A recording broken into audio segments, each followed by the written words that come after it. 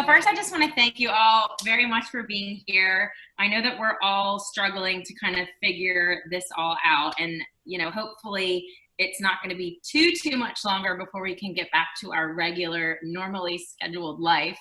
But so I just figured while I'm stalling, I'll kind of give you the background of how all this happened. So I have a marketing consulting company called Be Social, and I mostly do social media, but with that comes, content creation, a little graphic design, website management, email marketing, blogging, all the things that one is required to do social media. So, and I have a background in other promotional marketing and radio and things of that nature also. So I have a lot of connections. If I can't do it, I can figure out somebody who can. But something that am really passionate about is coaching and also the earth. So I was kind of coaching my clients to, do all the things, Facebook Live, and put their heart and soul out there. And then I kind of started thinking about myself, and I thought, why am I not doing that? So I've always had a passion for cooking, and I was just cooking up a storm every single day, 3 times a day. And I was feeling honestly guilty. I was like, I am over here eating like a queen, and people are wanting to be out and eating foods like this. And it's so simple, and it's so easy. And I just thought, well, let me just share that with people. And then it kind of turned into why aren't I doing this full-fledged a little bit more? So then I made a website, which is like a 1-pager. It's very simple. And, I put the blog on there, and it's just kind of fun, So let me get started here. We are going to make salsa today, and I just thought that would be a good snack. I typically cook paleo. Basically, that just means that anything you can think of that you want to eat, I can find a way to make it healthy without the carbs and stuff like that. So I don't know what happened to my thing here. Turned into not anybody. You guys can still hear me, right? Yeah. Okay, so what we're gonna do is we're gonna make salsa, and I use simple ingredients. So my whole goal is to not have a recipe. I really don't believe in recipes, because it's sort of like a pinch of this, a dash of that, and that's just kind of how I cook. So I try to reflect that in what I do, because I don't want people to feel like if I don't have this ingredient, I have to go to the store. You don't have to go to the store. It's okay. And part of that is sort of about stocking, which goes hand in hand with Corona, because if you're well stocked, then hopefully you don't have to go to the store quite as often. So something that I always have, and I just usually grab one every time I go to the store. This is the secret ingredient. So actually, can I unmute everybody? Is that okay? I don't know. I really don't need everybody to be muted, because I kind of want you guys to talk to me. Or unmuted. There we go. Oh my God, we're alive. Okay. So this is my secret ingredient. This is canned diced tomatoes and green chilies. So this is what makes this whole recipe really simple, is because you don't have to dice up 14,000 different vegetables. And I'm sorry, but I don't want to eat salsa out of a jar, because it tastes like it's out of a jar, and I don't like it. So sorry if you like your salsa from a jar. I'm very sorry. So first thing we're obviously going to do is open our can of these and strain it. So everything is already cut up in here. You already have your flavors. You already have your chilies. So I'm just going to run over to the sink and strain this real fast. But so all the hard work is done for you. And then we're just going to take this and dump it in our bowl. So I'm actually going to put this down here like this so you guys can see what I'm doing. So this is what it looks like. Have you guys ever bought this before? It's just tomatoes and chilies. You can find it in the Hispanic aisle, which is a great aisle if you don't explore it. I like to eat with some culture sometimes. Okay, so then what you're going to do is I always have, apparently not a knife. Let me get a knife.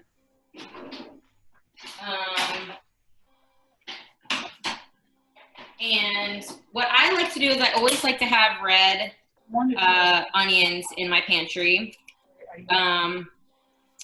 because you need red onions and you need white onions for different things. And I'm a firm believer. Can you go and come back at 1?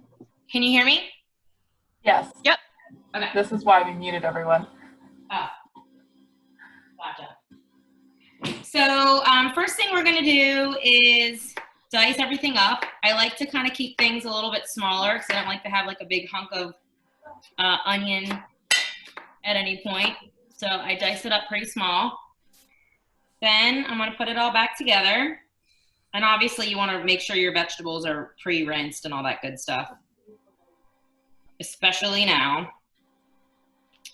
And then you're just gonna cut it the other way. Can you guys see? Okay, good.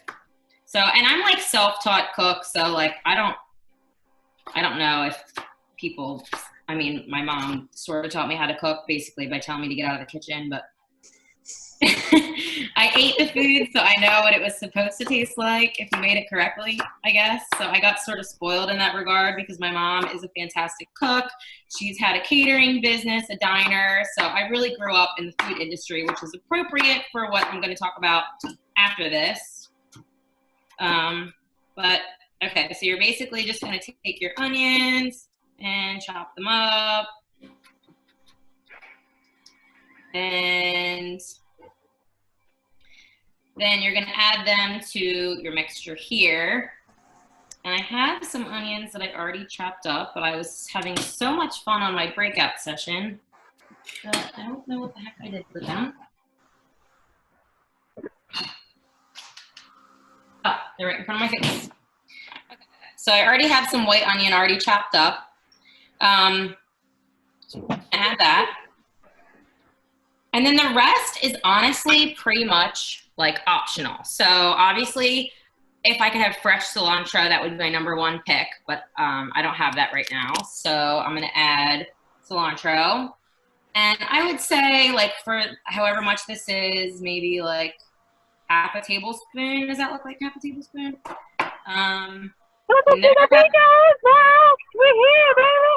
What? Can never have too much garlic. So I'm gonna add my garlic. And I would say a little bit less than what that was. So maybe like a teaspoon or so. And then I have what's called fajita spices, right? So these are fajita spices that I use and whenever I make like Mexican food, so like fajitas, whatever. And it basically consists of paprika, cumin, which you just want like a tiny bit of that, onion powder, also garlic powder, but I don't have any, so that's why I use the garlic, chili powder, and cayenne pepper. So I'm gonna add like a little pinch of all that stuff. And you don't honestly have to put that stuff in here. It's really delicious, honestly, without it. But I just think it kind of gives it some good flavor. Oops, that's a little too much, but that's okay. Chili powder. See, there's no rules in my kitchen. I don't care. It'll still be good, I swear. So then you just put a little bit of that, and then we definitely want to add some jalapeno. And then I already had some radishes that I already wanted to like use up. Like I try not to let anything go bad. So whenever I'm making anything, if I have something that I need to use up, I just throw it in. So this isn't when we do the blog on Monday, I did put that as like an optional ingredient. But like I said, I'm just putting that in there because I need to use it up and I don't want it to go bad. So, and I don't know if a lot of people like radish, but I think it just gives it like a nice little crunchy crisp. And it is a little spicy, so it's kind of fitting. Plus, I always try to use like as many colors of the rainbow as I can just because I think it's better and more fun to eat food that looks pretty. They say that when you eat it, it's with like your sight and your smell almost equally as much as your taste buds. So there's got to be some truth to that. So the seeds are what make it spicy. So I don't know if you guys are into spicy or not, but I would say put jalapenos in there to taste. I like stuff spicy, so I'm all for the seeds.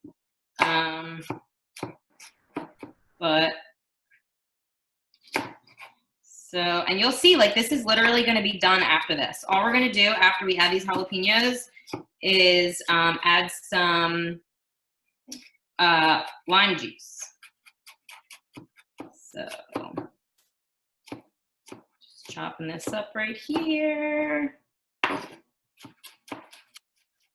Like I said, I like to cut stuff up pretty small because you don't like to have like a big chunk of something in there. Why isn't this cutting?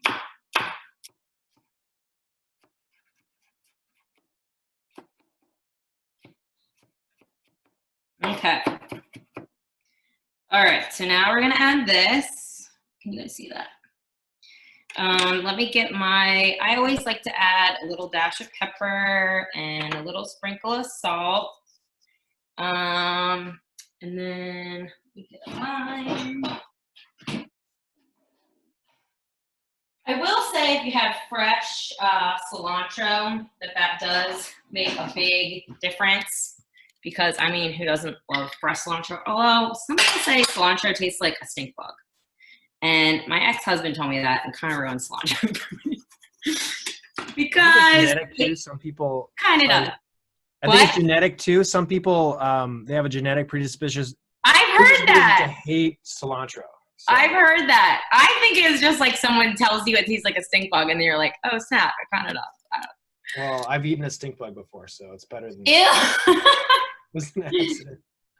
Okay, so lots of lime. I'm gonna put another lime in there. And like if you want to make bruschetta, like if you don't have jalapenos, you could just do the can that we just did, but without the green chilies. So just regular diced tomatoes. And then instead of lime juice, just do like olive oil. And then instead of like Mexican spices, use oregano, basil, like those kind of Italian spices. And then that's basically, you know, bruschetta that you always have in your pantry. So, and like I said, I'm simple, so I like wooden stuff. This has been like my whole life. It's not just like recent. That's why I don't know like why I didn't do this a long time ago. But okay, so now we're just taking all the ingredients and we're gonna stir it up. And like, I'm seriously not kidding. This is like the best salsa ever. And it took what time is it? It took like 7 minutes.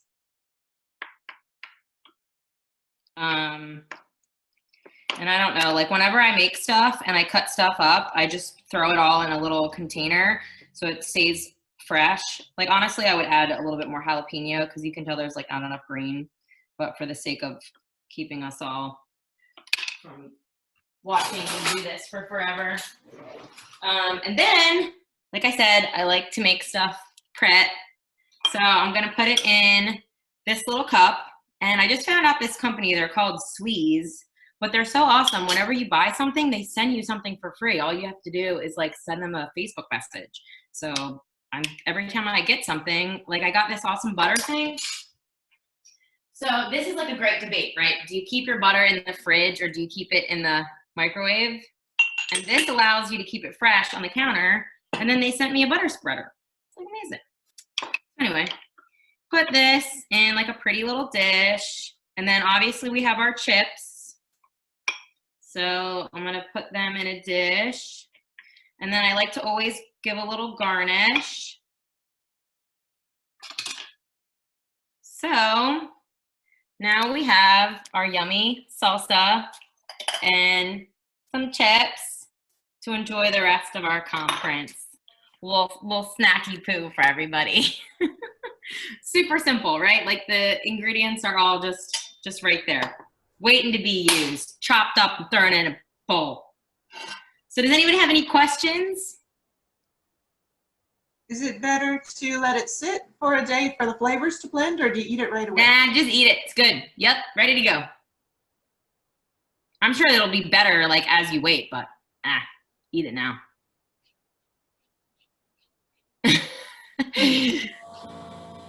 Anybody else? Any questions? 20% of the population cannot taste anything except soap when they eat so much. Yeah, it's funny stat. Okay, so now that we've all been fed, I guess we'll get back to some marketing tips. So just to give you a little bit of background, I have been working in the food industry my entire life. My first job was a waitress. I remained a waitress I'm still a waitress. I waitress at BBC. I just pick up shifts, you know, when I need some extra cash flow. But obviously, with COVID, that's not possible. So, you know, people have been asking me if I've been affected a little bit, as far as that goes. But for the most part, since my business is mostly remote, I've been fortunate enough to be not so impacted.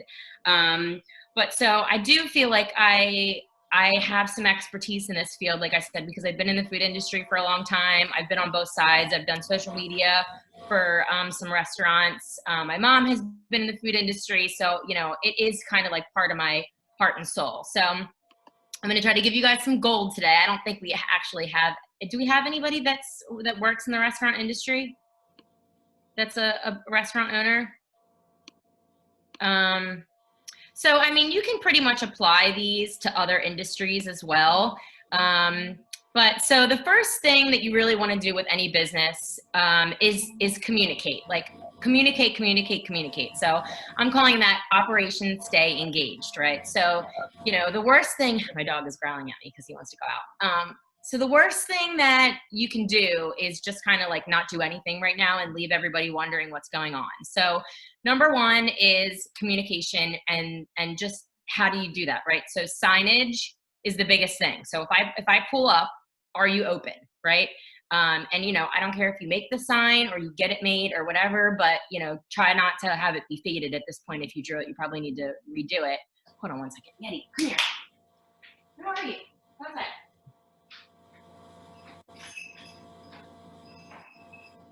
Sorry, guys. This is the life we live now, right? Okay, so signage, and that's everywhere. So online, email, text, social media, these are all avenues that you can use to make sure you're displaying the information that you need. So are you open? What are your hours? Because, you know, they might be different at this point because you might be open later, closing earlier, or what have you. And then what services are you offering? So in the food industry, obviously, you know, do you have delivery? Do you have curbside pickup? Do you have takeout?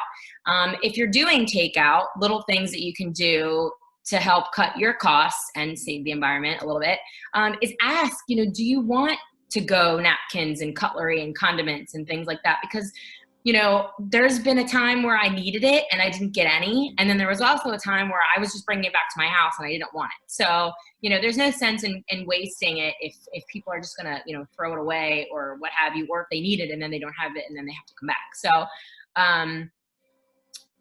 also have a takeout menu. So I would highly encourage that on your takeout menu, you have things on there such as your social media handles so that they can follow you and stay engaged, you know, your website and all that good stuff. And as also with your new hours, if they're different, and all the information that we talked about before, if you also have any additional forms or other additional services. So some of those revenue, and these are also ideas, would be, again, this is all for food. So if you're a takeout, do you have a smaller menu? You know, like maybe if you have a broad menu, you might want to kind of make it concise. And if you're not using some of those ingredients, can you kind of like make kits and sell them out? Like if a meal kit could be for fajitas and then, you know, you have a margarita that goes with it. Or if you're Italian and you do pasta and then you have red wine special, prefix meals. So maybe, again, you've got an appetizer. You always want to be thinking of ways that you can add on to that initial food item, right? So, you know, if you make it simple, and I see this special where it's like, oh, you know, you have a queso dip with your, I love Mexican, so I just always my go-to, but, you know, you have your queso dip with your chips and your guac, and then you're getting fajitas, and then you've got, you know, your jalapeno margarita, you know, awesome. Now, all the things that I need to do to decide for the family are done. I'm going to go to your place. Your sign is going to be out. I'm going to pick it up, no contact, and then go. Again, food pairings with the takeout drinks, drink kits. So this is kind of more for like a liquor store, I guess. But, you know, since you're allowed to sell anything, you could do that too. So maybe you sell the tequila and the margarita, but then on the side you have, you know, your salt and then your your lime for the garnish and things like that. So that way when people get home, they can pour it in their own glass and kind of make it fun. Think about food that doesn't travel well. So like I know the other day we got nachos and like, or you know, some things just don't travel well. So when you get home and reheat them, they're just not as good. So it's absolutely no problem for you to have everything ready with all the toppings separate so that I can pop it in the oven, say the instructions. It's just extra little things that you can do to kind of create the experience, because a restaurant, the experience, you know, they're buying the food from you, but they're also buying the experience. So, you know, if you can allow them to take that experience to their home, that's going to win you dividends for them to come back to you time and time again, even after all of this is over, because you kind of went that extra step. So I'm a big fan of making things for you to take home and make yourself. So, you know, nachos are a pretty good example. We have the cheese separate, put it on top, and then like the secret is layering it. So you have like chip cheese, little secret for you. Produce. Do you have like a whole bunch of sweet potatoes that are going to go bad? You know, if you can find a way to get those in people's hands and find another way to increase your revenue with that, that's also another great idea.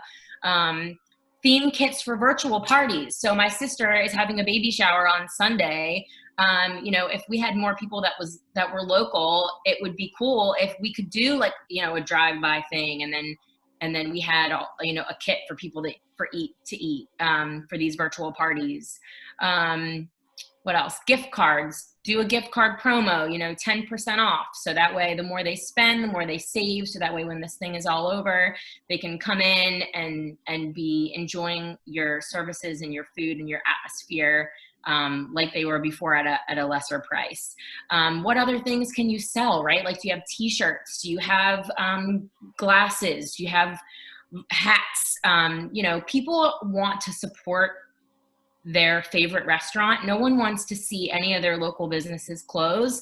You know, so if you can sell those things at a lesser price, you know, it's a great deal to get whatever t-shirt. What else? I know I'm just kind of like spewing information at you guys, and you might not even be interested in the restaurant industry, but delivery partners. So, you know, a lot of your employees are probably wanting to still work. Can you employ them in some other capacity? Can they be delivery drivers? Can they help in the kitchen?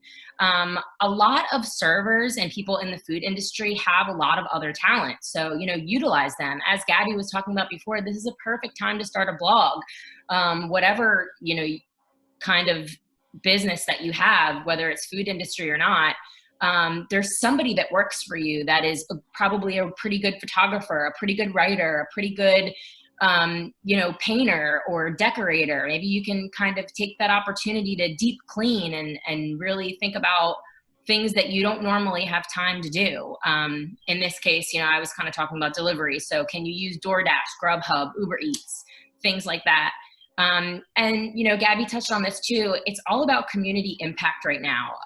If you can collaborate with anybody to increase your audience to people who may or may not have thought of you prior to, if you ensure that they have a really good process when they come to see you, they're going to come back after this as well. So Frank's Liquors is, Frank's Wine is a really, really good example.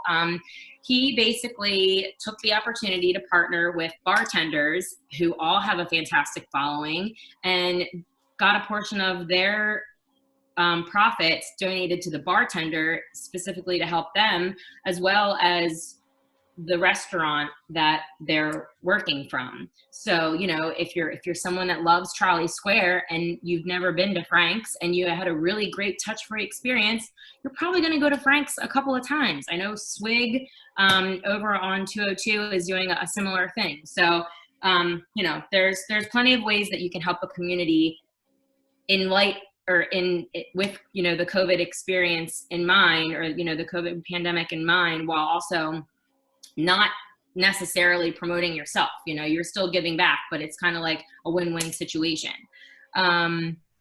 What is your process, right? So like, if you need to communicate that everywhere that you're doing that, like if I walk in and there's no sign or anything, where do I go? Where do I order? Where do I stand? Do I have enough room to be 6 feet away from somebody? Like, like if you're the business owner, put yourself in someone's position as if you were coming in to experience everything as they would. You know, I tried to order from some local place earlier and they didn't have an online menu. So then, you know, we went there and we weren't able to call ahead and we didn't know where to stand and we didn't, you know, we had to sign because then we couldn't use our credit card over the phone. So it's like, is this pen dirty? So I've been to places where they have like dirty pens, clean pens, like anything that you can do to really put people's minds at ease that you thought ahead and went about the process for them is really going to just like help you immensely, because if they have that really good experience, they're going to be like, oh, you know, they're going to think of you again when this is over. Let's see. So, and then in terms of social media for the food industry, and again, this is for anybody, and Gabby talked about this a lot too. You know, what is your vibe? Like, who are you talking to? And everybody says a lot of times, everybody. I promise you, if you try to talk to everybody, you're going to talk to no one, because that's going to not resonate with anybody, right? So think about like, it's not who you want to sell to, it's who you want to sell the most to, right? So like, is it a certain age? Is it a certain type of person? Like, think about who your very best customer is. You don't have to make up a fake person. Like a lot of times people will tell you like make a persona. Like actually no, like who is your best and most loyal customer? What kind of stuff do they like? Why do they like that? And like what kind of person are they? And then that's kind of like however you would talk to them, that's how you would talk to everybody, right? So, you know, branding, what colors, what fonts are you using? And again, that voice. Some other tips for restaurants could be like, you don't want to share your recipe, but you can share your recipe. Like people aren't going to not come to you anymore because you gave them like the secret ingredient, because again, they're buying your atmosphere. You know, they can't sit on your patio and drink their rosé with their sunglasses on, but they might be able to eat the salsa that they had, you know? So, you know, little videos like that, talk from the heart. If you are the owner and you are struggling, or if you are the owner and you just have a message, you know, your customers are right there with you. And this is a crazy time that we're all trying to figure out. So I think that it's going to mean a lot to talk to them about that. Right. And then just some content ideas are like how to, behind the scenes, this or that. People like, for some reason, when you make them choose like this or that, they like always comment a lot on that. I don't really know why, but it works for me too. Shout out to regulars, you know, like if you have this guy that comes in all the time, and obviously, you know, you want to get their permission and things like that, but that's always fun to do. And anything with a person, they're going to share it with their friends and things like that. Your employees, shout outs to them. Like I said, if any of them are really creative and really cool, let them do like an Instagram takeover. And, you know, this is what so-and-so is doing. Maybe, you know, as long as it aligns with your business and your people.